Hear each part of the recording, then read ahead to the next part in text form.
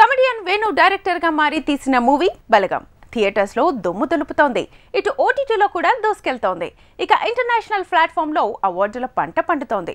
అంత బాగానే ఉంది, కానీ హిట్ అయినందుకు వేణు అండ్ టీం బాధపడుతున్నారు. ఇదే ఇప్పుడు ఇండస్ట్రీని ఆశ్చర్యపరుస్తోంది. బలగం మూవీ హిట్ అయింది. వైల్డ్ వైడ్ గా అవార్డులు కూడా వస్తున్నాయి. ఇందులో నటులందరికీ పేరు, దర్శకుడు, సినిమాటోగ్రఫర్ కి ఆఫర్ల వరద పెరిగింది.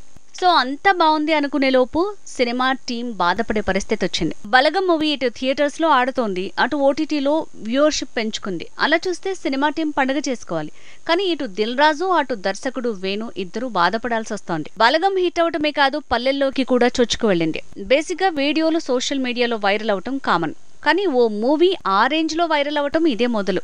అలానే సంతోషించే అవకాశం ఈ మూవీ టీం కి లేదట.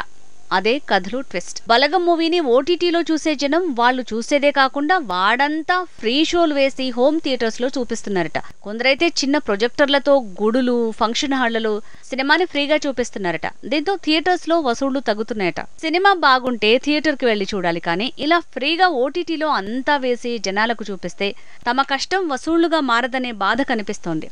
దిల్ రాజు పోలీస్ కంప్లైంట్ కూడా చేశాడు. కానీ ఒకవైపు పైరసీ, మరోవైపు ఓటీటీ అకౌంట్ ఉన్న జనం ఊరంతా ఫ్రీగా చూపిస్తుంటే ఎన్ని ఊర్లను కవర్ చేస్తారు? ఎవరైనా సమస్యను ఎలా సాల్వ్ చేస్తారు?